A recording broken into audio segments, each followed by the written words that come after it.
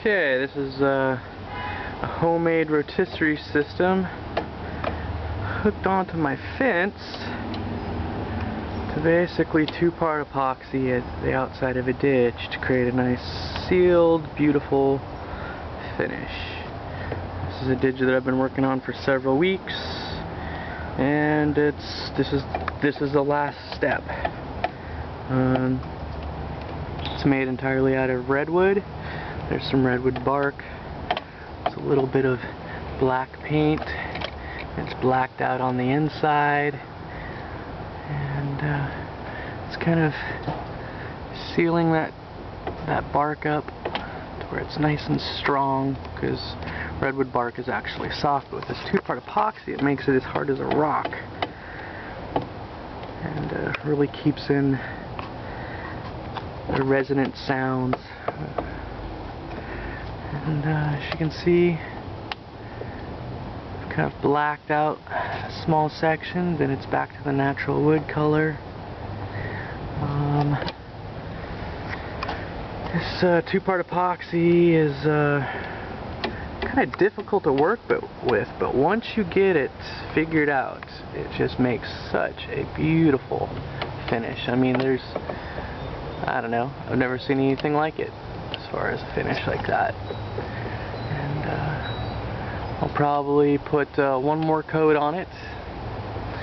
This is a second coat for the bell end,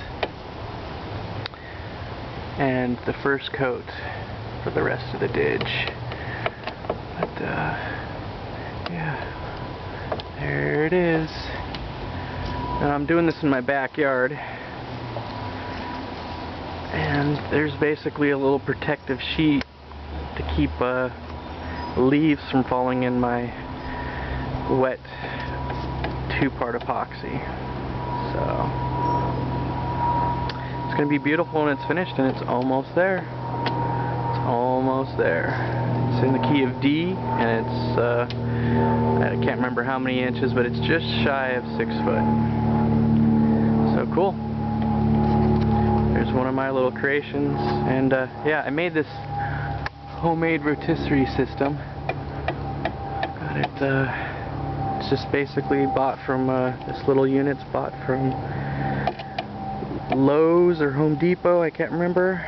And then it's got this rotisserie thing, and then in the center section throughout here I have a piece of tube.